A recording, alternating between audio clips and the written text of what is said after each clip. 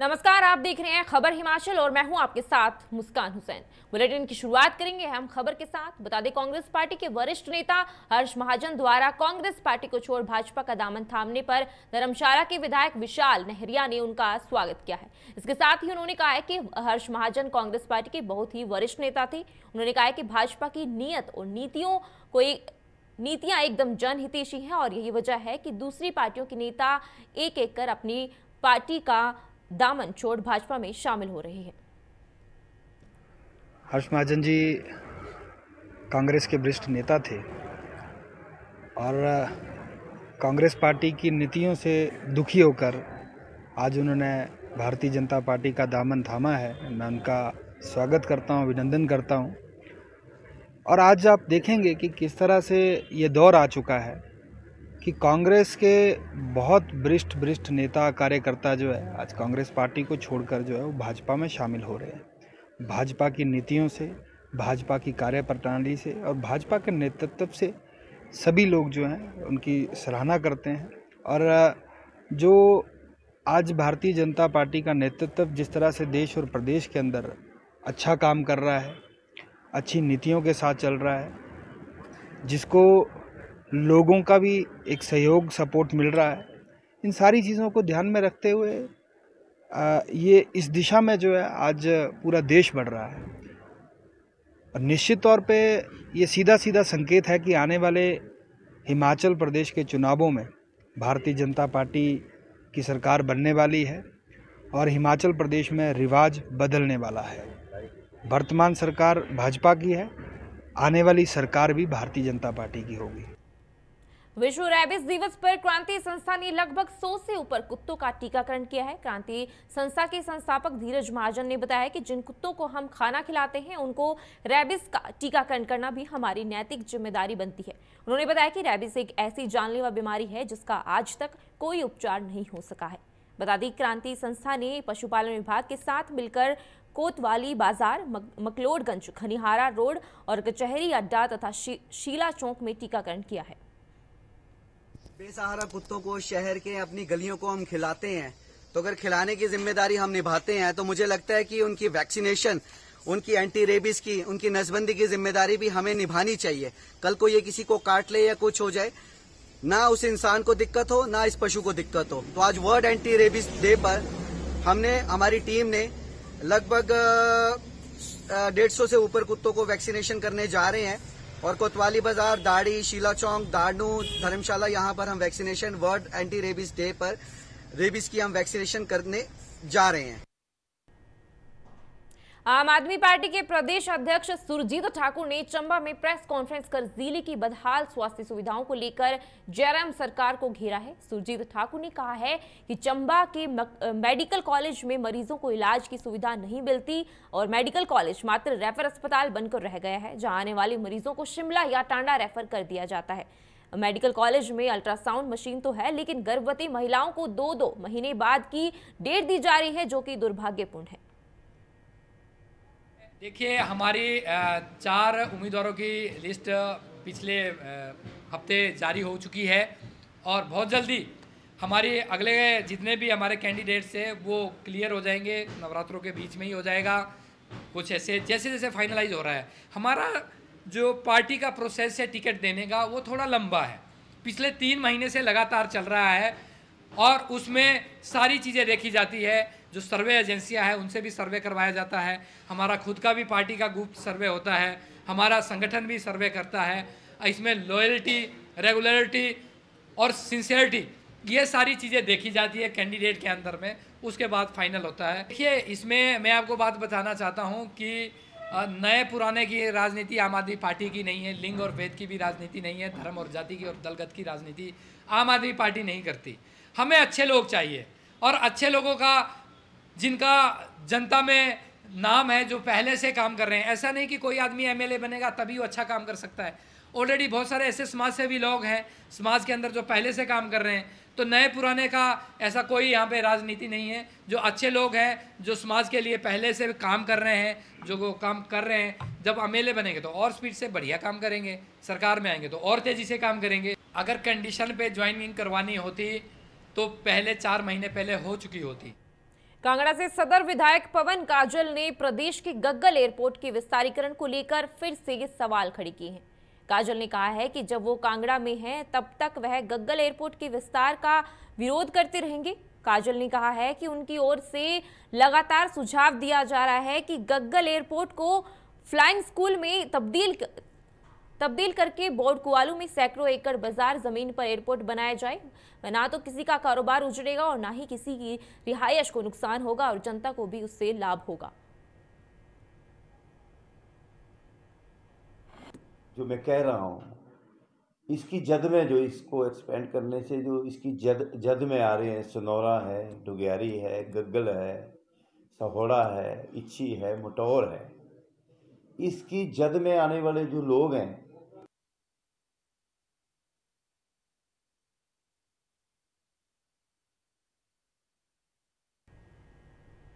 पूर्व मंत्री मेजर विजय सिंह मनकोटिया द्वारा कांग्रेस के सीनियर लीडर्स पर लगाए गए आरोपों के चलते कांग्रेस ओबीसी प्रकोष्ठ व धर्मशाला यूथ कांग्रेस ने मनकोटिया पर पलटवार किया है। ओबीसी कांग्रेस जिलाध्यक्ष वीरेंद्र चौधरी, धर्मशाला यूथ कांग्रेस अध्यक्ष अश्विनी राणा और यूथ इंटक जिलाध्यक्ष शुभम सूद ने संयुक्त प्रेस वार्ता में कहा है कि मनकोटिया ने सीनियर लीडर्स पर बेबुनियाद आरोप लगाना बंद न किया तो उनका घेराव किया जाएगा। आज जो हमने प्रेस कॉन्फ्रेंस की है उसमें मेजर विजय सिंह मनकोटिया जी ने पिछले कल जो कांग्रेस पार्टी पर और हमारे वरिष्ठ नेताओं पर जो आरोप लगाए थे, झूठे आरोप जो लगाए थे, उनका जवाब देने के लिए हम सभी लोग यहाँ इकट्ठे हुए थे। और मेजर मनकोटिया जी जिस तरीके से अनाप शनाप बयानबाजी कर रहे हैं, तो मेरा मानना है कि मुझे लगता है मेजर मनकोटिया जी का जो मानसिक संतुलन है वो हिल चुका है, क्योंकि कांग्रेस पार्टी के पास वो पिछले कई दिनों से दिल्ली दरबार में यही आस लगाकर बैठे थे कि शाहपुर विधानसभा क्षेत्र से उनको कांग्रेस की टिकट मिले, लेकिन कांग्रेस पार्टी सदैव काम करने वाले व्यक्तियों को आगे लेकर आती है। और आदरणीय मेजर विजय सिंह मनकोटिया को जब टिकट नहीं मिली तो वो धर्मशाला में आके उन्होंने इस बात की भड़ास निकाली है, जिसके लिए आज हम यहाँ सभी लोग इकट्ठे होकर हमने उस बात का जो है वो सिरे से नकारा है जो उन्होंने आरोप लगाए हैं। और जो बातें उन्होंने हमारे आदरणीय नेता सुधीर शर्मा जी के प्रति की थी, तो मेजर मनकोटिया जी को मैं इस मंच के माध्यम से ये बताना चाहता हूँ कि आदरणीय सुधीर शर्मा जी ने पिछले 5 वर्षों में 2012 से 17 तक जो कार्य धर्मशाला विधानसभा के लिए किए हैं, वो धर्मशाला की जनता समय आने पर उस चीज़ का जो बखान है वो करेगी, जो जवाब है वो भी दिया जाएगा। और मेजर मनकोटिया जी धर्मशाला की जगह मुझे लगता है अपना चुनाव क्षेत्र, वैसे रहने वाले तो वो कांगड़ा के हैं, राजनीति करने के लिए शाहपुर और धर्मशाला घूमते रहते हैं।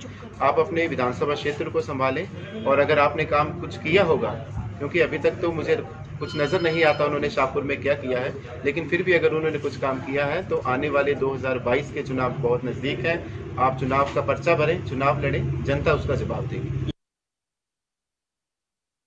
हिमाचल के जिला कुल्लू के निरमंड खंड के ब्रो थाने के तहत गोसाई एडिट के पास मारुति कार सतलुज नदी में अनियंत्रित होकर जा गिरी। चालक की पहचान राजकुमार जिला कुल्लू के निवासी के रूप में हुई है, लेकिन अभी तक कार का कुछ भी पता नहीं चल पाया है। पुलिस से मिली जानकारी के मुताबिक ब्रो से निरमंड को जा रही थी। जैसे ही गाड़ी ब्रो के पास गोसाई एडिट के पास पहुंची तो गाड़ी सड़क से नीचे सतलुज नदी में जा गिरी और इस दुर्घटना की सूचना वहां से जा रहे एक व्यक्ति ने पुलिस को दी है, जिसके बाद पुलिस मौके पर पहुंची और कार्यवाही शुरू की गई। आज सुबह 7:30 बजे पुलिस थाना ब्रो में सूचना आई थी कि एक गाड़ी जो है ये ब्रो के पास जो है बजीरबाड़ी के पास सतलुज नदी में गिर गई है, जिस पर जो है तुरंत थाना प्रभारी और स्टाफ जो है मौके पर पहुंचे तो वहां पर देखा कि गाड़ी वहां पर थी नहीं और स्पॉट को आइडेंटिफाई किया गया तो लगा कि गाड़ी जो है सतलुज नदी में अंदर समा गई है और अभी मिल नहीं रही है, ना ही चालक का भी शव बरामद हुआ है। तो इस पर जो है एनडीआरएफ की टीम को मौके पर बुलाया गया है। अभी सर्च यहाँ पर अभी जारी है और जो जल्दी से जल्दी हम जो इसमें आपको बताएंगे। हाँ जी सर, मेरा नाम पवन महाजन है। हाँ जी हाँ जी मैं यहाँ पर बंधूनी भोजनालय में लमसम 4 साल से काम कर रहा हूँ। हाँ जी हाँ जी तो जी सर, मैंने जैसे सुबह उठ के आया मैं तो मैंने 6:30 के आसपास आ गया था। हाँ। मैं बस चाय बनाकर यहाँ बाहर बैठा ही था, तो जैसे 7:03-4 के आसपास जब मैंने देखा तो पार से एक लाल कलर की गाड़ी आ रही है, तो वो जो है सीधी पार से नीचे गिरी और नदी में समा गई। हिमाचल प्रदेश के विश्वविख्यात शक्तिपीठ श्री नैना देवी में शारदीय नवरात्रि के तीसरे दिन सुबह सुबह श्रद्धालुओं ने काफी संख्या में माता के दर्शन किए और मां का शुभ आशीर्वाद प्राप्त किया है। आपको बता दें कि पंजाब, हिमाचल, हरियाणा, दिल्ली और अन्य प्रदेशों से श्रद्धालुओं के पहुंचने का क्रम जारी है। श्रद्धालुओं को आराम से लाइन में माता के दर्शन करवाए जा रहे हैं। तो वहीं सुरक्षा के लिए मंदिर क्षेत्र में जगह जगह पुलिस बल तैनात किया गया है। इसके साथ ही श्रद्धालुओं की सुख सुविधा का भी पूरा ध्यान रखा जा रहा है। महामाई दे दरबार आए थे जी दर्शन करने के लिए। नराते बहुत वधिया दर्शन हुए। गुरु महाराज महामाई का प्रसाद फुल मिले जी सनू। जय माता दी। माता के मंदिर में आया, नैना देवी में मंदिर बहुत सजा हुआ है, बहुत अच्छा लगा, बड़े खुले दर्शन हुए। माता रानी की कृपा बनी रहेगी। केंद्रीय मंत्री अनुराग सिंह ठाकुर ने सलोनी में आयोजित कार्यक्रम में बड़सर तथा भोरंज विधानसभा क्षेत्र के 17.5 करोड़ के उद्घाटन एवं शिलान्यास कर जनता को समर्पित किए हैं। केंद्रीय मंत्री ने सलोनी में 7 करोड़ 88 लाख से निर्मित होने वाले 33 केवीए सबस्टेशन, दांदरू के लिए 8 करोड़ 81 लाख से निर्मित होने वाले केवीए सबस्टेशन पंचायतघर भोंकर का शिलान्यास किया। और इस अवसर पर भोरंज विधानसभा क्षेत्र की विधायक कमलेश कुमारी, जिला भाजपा अध्यक्ष बलदेव शर्मा, पूर्व विधायक भोरंज डॉक्टर अनिल धीमान आदि भाजपा नेता भी मौजूद रहे हैं। जी की यात्रा पिट रही है, समर्थन नहीं मिल रहा है। राजस्थान में 2 धड़े लड़ रहे हैं, कांग्रेस को संभाल नहीं पा रहे। और उनका ऐसा ट्वीट करना उनकी मानसिक दिशा को भी दिखाता है कि क्या वो सोच रहे हैं। वो शायद राजस्थान के बारे में भी सोच रहे होंगे, जहां एक कुर्सी के लिए कई लड़ रहे हैं, यानी कि एक अनार 100 बीमार वाली स्थिति है। और ऐसी हालत कांग्रेस की होगी कि एक के बाद दूसरे राज्य में उनके नेता छोड़कर जा रहे हैं। भारत को तोड़ने की जो भी साजिश रचता है, कोई भी ऐसी आतंकी गतिविधियों में शामिल होते हैं, उनके खिलाफ जो एजेंसियां अपनी कार्रवाई करते हैं, पूरे सबूत, पूरी इन्फॉर्मेशन सबके बाद वो काम किया जाता है। इस पर डिटेल्ड जानकारी तो एजेंसीज ही दे सकती हैं, लेकिन मैं इतना ज़रूर कहूँगा, पूरा देश यहाँ एक और स्वागत करता है कि जो लोग देश के खिलाफ एजेंडा चलाते हैं, प्रोपेगेंडा के अधीन काम करते हैं, देश को तोड़ने का प्रयास करते हैं, अगर उनके खिलाफ कार्रवाई हो रही है तो उसका जितना स्वागत किया जाए उतना। दसोरा माजरा खड्ड में बहे सुरक्षाकर्मी का शव तीसरे दिन बद्दी बैरियर के पुल के नीचे से फंसा हुआ मिला है। शव पानी के तेज बहाव में करीब 8 किलोमीटर दूर पहुंच गया था, जो कि बड़ी मशक्कत के बाद एनडीआरएफ यूनिट नालागढ़ व पुलिस ने हाइड्रा की मदद से बाहर निकाला। और एनडीआरएफ यूनिट के 2 दिन से चल रहे सर्च ऑपरेशन के बाद शव को बरामद किया गया है। बड़ी दुख की बात है, ये युवक हमारे 25 इयर्स के थे और इनका नाम रंजीत बिलासपुर से है। यहाँ चेकमेट सिक्योरिटीज़ के साथ काम थे और आरएम केमिकल्स के साथ एम्प्लॉयड थे। परसों जब बारिश आई, भाव आया क्योंकि खड्ड से निकलना पड़ता है, ये एस्टीमेट नहीं ले पाए और बाइक उनके ये साथ ही पानी में बह गए। 2 दिन से टीम लगी हुई थी, क्योंकि हमें लगा कि जल स्तर ज़्यादा है और भाव से निकल गए हैं, तो एनडीआरएफ की टीम भी बड़ा प्रयास करती रही। लेकिन यहाँ के अनफॉर्चुनेटली इनका पार्थिव शरीर स्ट्रक हो गया, हाइड्रास की मदद से निकाला गया। बड़ा दुखद है कि एक युवा अपनी जान को, जीवन लीला जिनकी समाप्त हो गई। मैं आपके माध्यम से यही आग्रह करूँगा, हमारे जो भी जब भी किसी काम के लिए जाते हैं, किसी भी अवस्था में उन्हें अगर खड्ड नाले को पार करना पड़े, जल स्तर को समझें, क्योंकि उनसे उसके आगे किसी की चल नहीं सकती। और दूसरा, हमें रिस्पॉन्स सिस्टम यहाँ बढ़ाना पड़ेगा, क्योंकि हमें इस बार बहुत दिक्कत आई। हमें हाइड्रा बाहर से लाना पड़ा, अथॉरिटीज़ के पास नहीं था। हम प्रयास करेंगे कि BBNDA और MC और PWDs के पास रिस्पॉन्स मैकेनिज़्म ठीक हो, ताकि हम और जल्दी करें। आप देख सकते हैं ट्रैफिक का काफ़ी फूल हो गया, सीनियर अधिकारी यहीं हैं, traffic incharge, additional SP, DSP सारे यहीं हैं। बट एक सुखद बात, परिवार मेरी उनसे बातचीत हुई कि बॉडी निकाल पाए। अब उसके पोस्टमार्टम के बाद इनके परिवार वालों को दाह संस्कार के लिए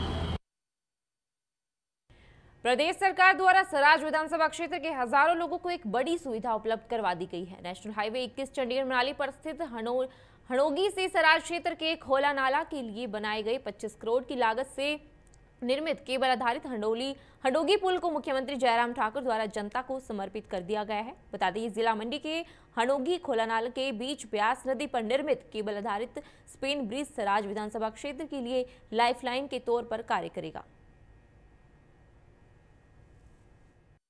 से होकर के अपने विधानसभा क्षेत्र से के लिए दौरे पर जाते थे।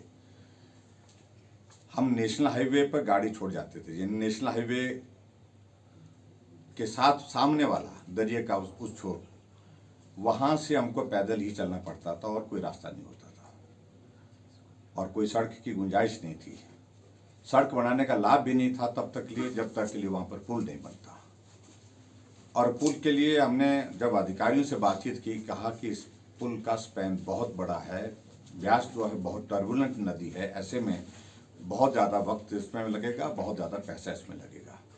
फिर भी मैंने इसको विधायक प्राथमिकता में डाला। विधायक प्राथमिकता में डालने के बाद इसके लिए बजट का थोड़ा प्रोविज़न करने की कोशिश की, लेकिन टेंडर नहीं लग पाया। आखिरकार फिर हमने अभी इसके लिए जब सरकार हमारी भारतीय जनता पार्टी की बनी, हमने कहा ये पुल बनाना है क्योंकि बहुत सारा इलाका वहाँ पर गाड़ी नहीं जाती है, सड़क की सुविधा वहाँ पर नहीं है, तो उस इलाके को जोड़ने के लिए इस व्यवस्था को करना चाहिए। तो हिमाचल प्रदेश में पहला केबल स्टेट ब्रिज का प्रोजेक्ट जो है हमने बना करके उसकी डीपीआर बना करके तैयार की और वो भेजी और उसकी स्वीकृति हमने दी। और मुझे इस बात की खुशी है कि उसका शिलान्यास भी हमने किया और पिछले कल हम उसका उद्घाटन करने में भी हम उसमें कामयाब हुए। 25 करोड़ की लागत से वो पुल बन करके तैयार हुआ। और हिमाचल प्रदेश के इतिहास में हिमाचल प्रदेश के अंदर जितने भी पुल बने हैं, बड़े पुल होंगे इससे, लेकिन इस टेक्नोलॉजी के माध्यम से, इस टेक्नोलॉजी के साथ बना हुआ ये पहला पुल है, इसलिए इसकी विशेषता है। और नेशनल हाईवे पर है और बहुत सारे टूरिस्ट को ये आकर्षित भी करता है। और आने वाले समय में इस पुल के बनने से जो खास तौर से हमारे सराज विधानसभा क्षेत्र का इलाका जहाँ पर्यटन की बहुत सारी संभावनाएं हैं, उस क्षेत्र को सड़कों के माध्यम से जोड़ने की हमको एक सुविधा मिलेगी। और वहाँ पुल के सामने ही एक आगे थोड़ा सा जा करके एक वाटरफॉल है जो 12 महीने चलता है, जो नेशनल हाईवे में जाने वाले आने वाले जितने भी हमारे पर्यटक होते हैं, जितने भी लोग होते हैं, उन सबको आकर्षित करता है। लोग नेशनल हाईवे में खड़े होकर के उसका फोटो खींचते हैं। अब हमने वहाँ तक सड़क पहुँचा दी है और सड़क पहुँचाने के साथ साथ में जब ये नेशनल हाईवे से इस पुल के साथ कनेक्टिविटी वहाँ हो जाएगी तो बहुत बड़ी संख्या में टूरिस्ट भी वहाँ जाए। केंद्रीय विश्वविद्यालय हिमाचल प्रदेश द्वारा विश्व पर्यटन दिवस के उपलक्ष्य पर विश्वविद्यालय परिसर में भव्य कार्यक्रम का आयोजन किया गया। कार्यक्रम की शुरुआत एंटरप्रेन्योर एग्जीबिशन के साथ की गई और इस प्रदर्शनी में 13 लघु उद्यमियों ने भाग लिया, जिसका शुभारंभ विश्वविद्यालय के कुलपति प्रोफेसर सतप्रकाश बंसल द्वारा किया गया।